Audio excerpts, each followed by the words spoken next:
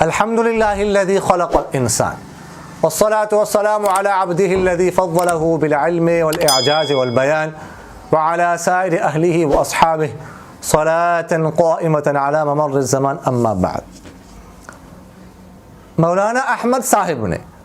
پوچھا ہے کہ بعض علاقوں میں جب فوتگی ہو جائے تو عصر کے بعد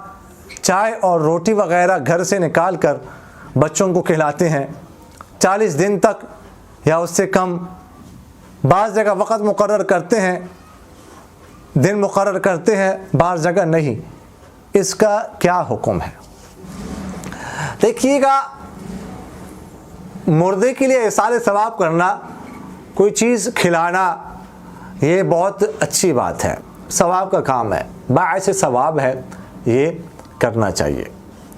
لیکن یہ کسی دن کو خاص کر دینا، کسی فلاں دن میں کرنی ہے، دعوت کرنی ہے، فلاں دن میں کھانا کھلانا ہے، بس جمعرات کو یا سب 40 دن پورے جب پھر یہ جائز نہیں ہے، یہ بدعت ہے، یہ ناجائز ہے۔ اور اسی طرح جو ہے یہ کہنا کہ 40 دن تک ہم روزانہ جو ہے کھانا نکالیں گے، مسجد کے امام کو دیں گے، یا عصر کے بعد چائے پھلائیں گے، کھانا کھلائیں گے، روٹی کھلائیں گے وغیرہ ذالک بچوں کو، یہ جائز نہیں ہے، اس سے بچنا ضروری ہے، ٹھیک ہے۔ البتہ اگر کوئی وقت یا دن وغیرہ مقرر کیے بغیر ویسے کوئی کھلا دے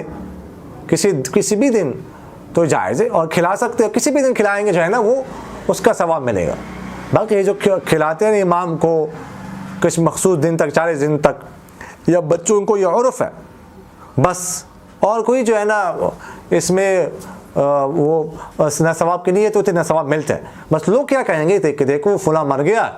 تو انہوں نے کھانا نہیں نکالا 40 دن تک، یہ کیا وہ کیا ہے،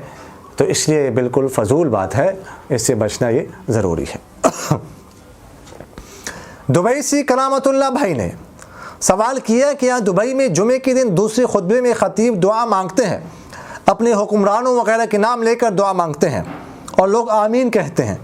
بعض لوگ ہاتھ اٹھا کر، بعض ہاتھ اٹھائے بغیر، دوران خطبہ ہاتھ اٹھانا یا آمین کہنے کا کیا حکم ہے؟ دیکھیے کہ خطبے کے دوران جو ہے نہ تو ہاتھ اٹھا سکتے ہیں نہ آمین کہہ سکتے ہیں،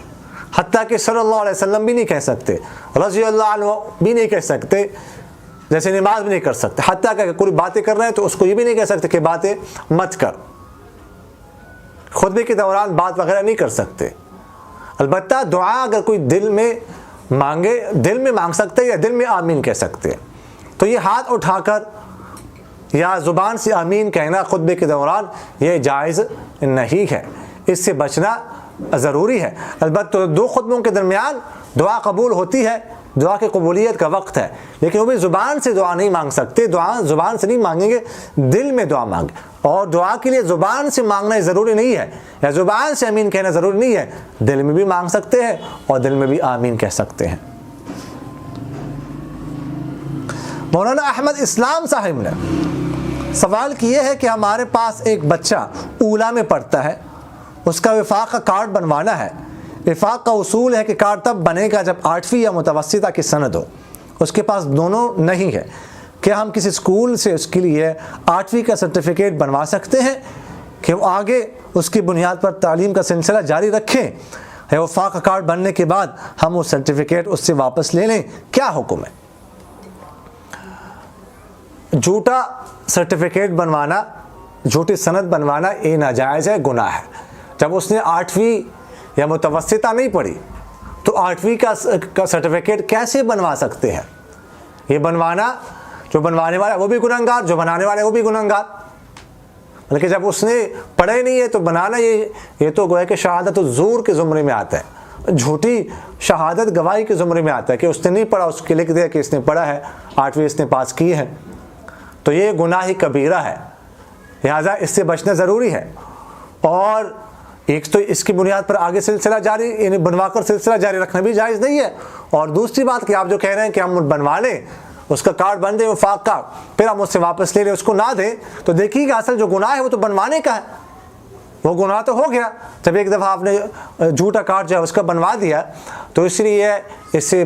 بچنا انتہائی ضروری ہے۔ وہ 8ویں کر لے یا متوسطہ پڑھ لے، اگر یہ 8ویں نہیں کہ متوسطہ نہیں پڑھی تو وفاق امتحان نہ دے۔ وفاق امتحان دینے کے لیے گناہ کا ارتکاب کرنا یہ کون سی عقل مندی ہے، یہ کون سا جائز ہے۔ اقول قولی ھذا استغفر اللہ لی ولکم ولسائر المسلمین فاستغفروہ